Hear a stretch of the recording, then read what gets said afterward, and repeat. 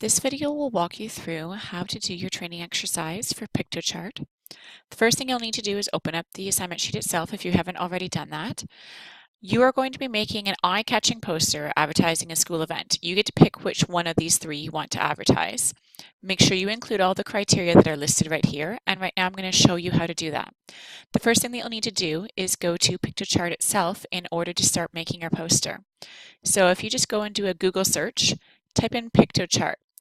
Pikto chart.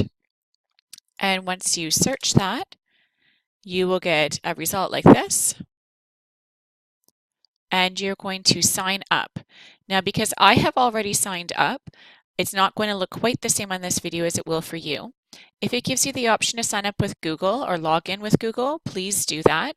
Use your school account, use your common Google password. If you see something else, please ask for the teacher's assistant so we make sure that the account is going to work for you. It changes sometimes, so I can't predict exactly what it will look like for you. You're going to go over to the dashboard on the left and create a printable right here. We want a new poster, so create a new poster right here. And now you can start following the criteria that are on the left. We do need to get rid of this, so we just select it by clicking on it and then hit delete or backspace. Your first step is to choose a background. Now that might depend on which event you're choosing. If you're choosing to do the Dancing with the Stars, you might want a starry background like this one would be. Maybe you want these kind of stars. That didn't transfer over. Let's try something else. Not sure. Oh, sometimes you cannot choose certain ones because you have to level up. So you may find that some of these you click on and you don't get what you want. That might be why. Maybe you have chosen to do, what's one of the others? Furry fun, and you're thinking of animals. You're thinking, what might I pick here to go with animals? It's up to you, but make sure that you are thinking of your overall design. I'm going to do one that's similar to yours, but is a different event so that you come up with your own ideas. I'm going to do a pancake breakfast or a pancake fundraiser at a Maple Sugar Shack. And because it's a very old-fashioned feel, I'm going to choose the boards here. So I've chosen my background. The next thing you have to do is create a text box for the title of your event. So you go up to text here. So your menu is on the left right here. So you go to text. You're going to want the largest option here, title. It creates a box for you, but it may not put it where you want. You will have to click away from the box. Then you can see that you've got the cursor that will allow you to move things, and then you can move it to where you want. If you double click inside the box, then you can select the text and change it to what you want.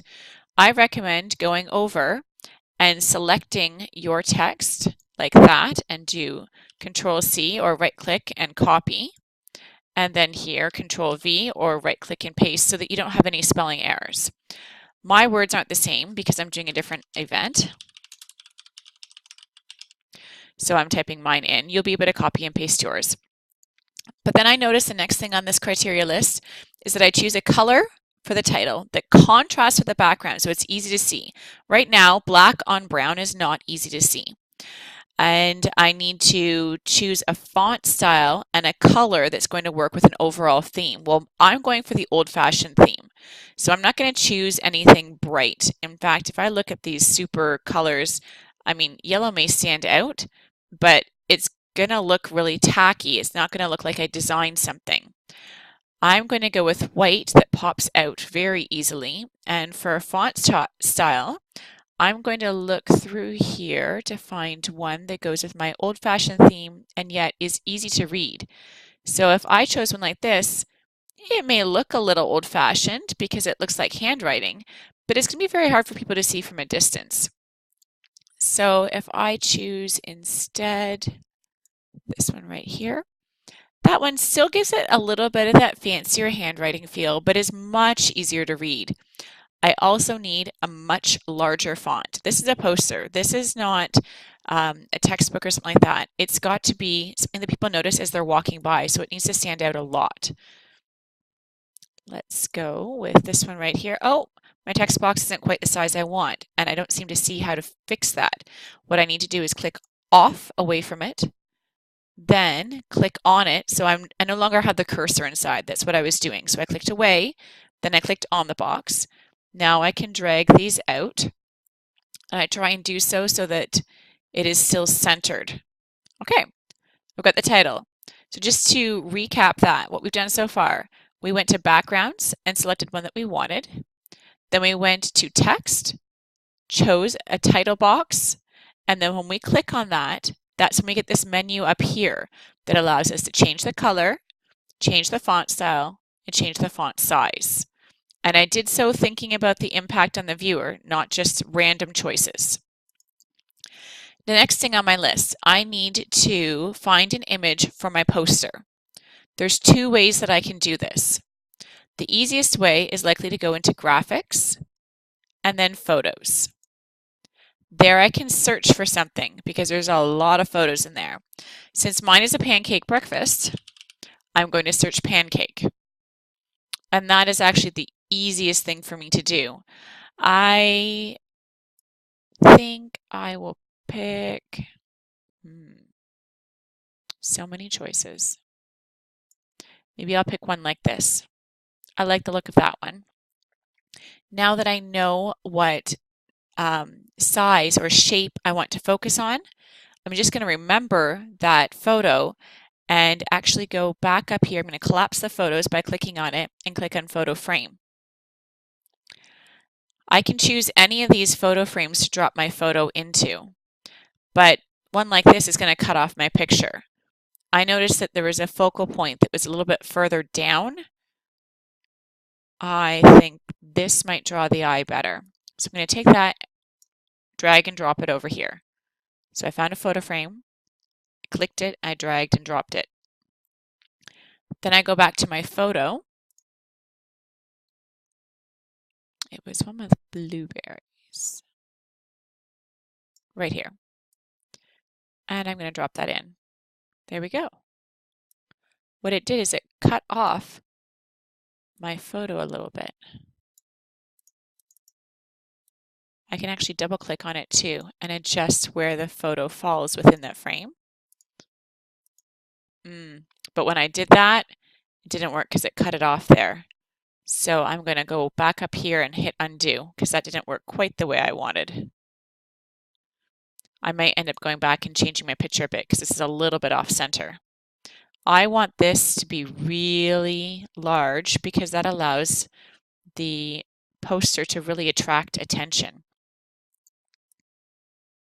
And try and center it too in order to make it appealing to the eye.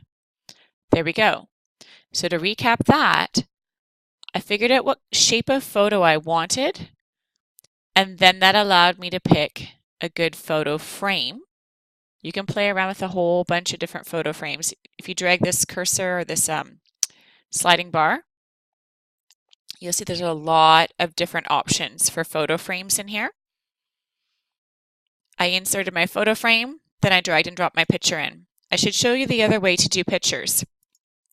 You can actually upload a picture of your choice. So if I went to the internet and I searched pancakes, I might choose one like this. I would right click and I would save the image. When I save it, I need to pay attention to where it goes. I'm going to want to make sure it's in my downloads so I can find it later.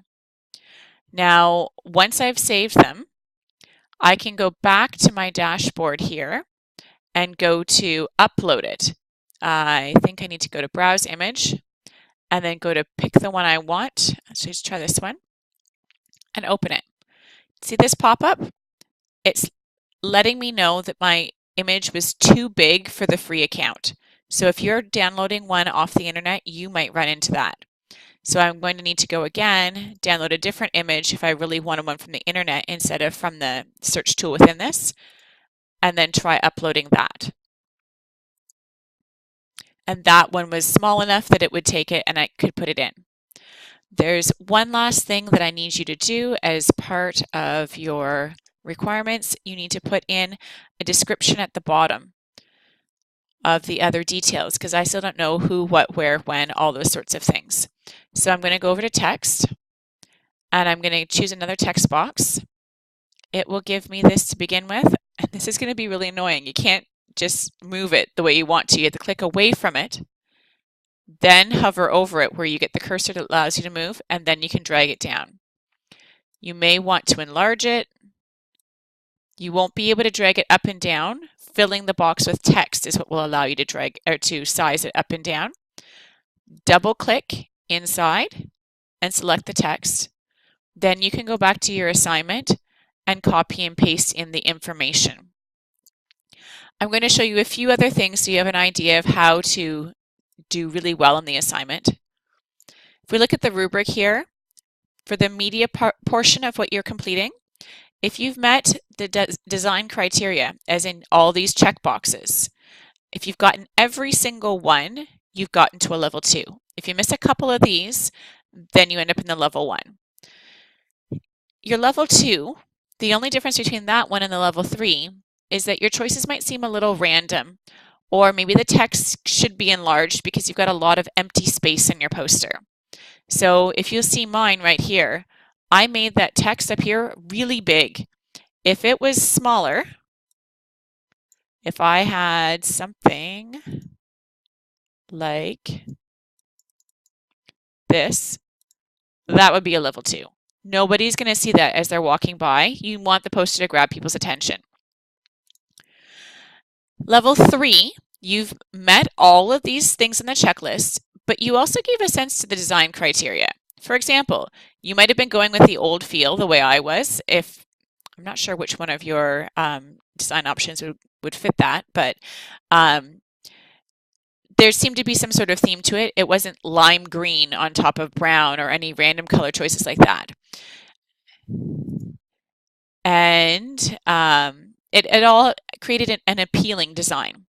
Your level 4, that's where you've gone above and beyond. You've done more than what's been asked here. You've really tried to emphasize that sense of design, to make it look polished, to make it look like a professional did it. So I'm going to show you what that might look like. First, I'm going to remember to save. Saving is not automatic here.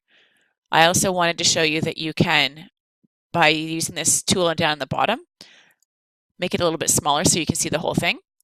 So I'm going to save there, and I know it's been saved because it changes what it says here. I might also title something here. Just for right now, I'm going to go back to the top left and go to all of the work that I've done so far. If I go into this one, this is one that I did a little bit before doing this video for you. I had the same font here.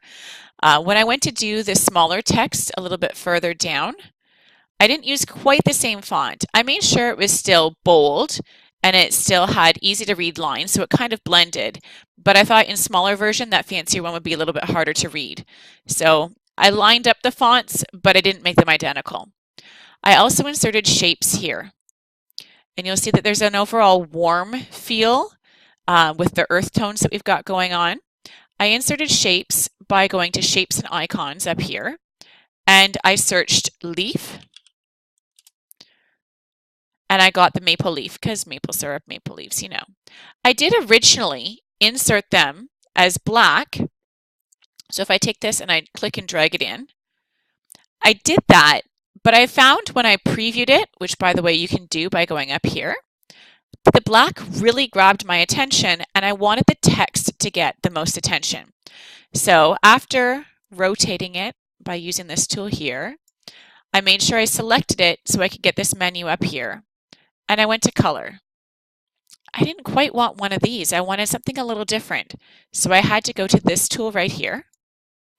And then I played around with selecting a spot on this color grid. And when I found the one I wanted, I selected this code, hit Control-C to copy it, and then when I went around to each one of these, I went up and I copied and pasted the code in so I could make it all identical.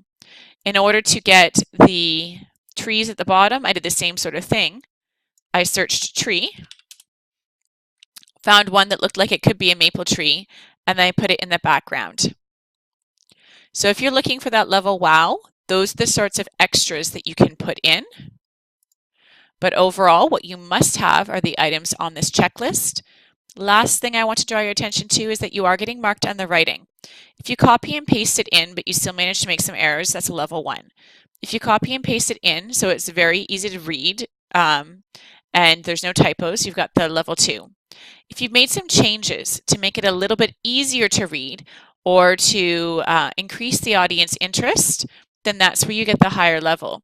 You'll see that I did that when instead of writing it as a sentence the way it was in the sheet, I did the when, where, cost in order to make it really easy to have the information pop out. If you manage to make it even more catchy and maybe some slogans and to really capture people's attention, then that's how you get an even higher mark.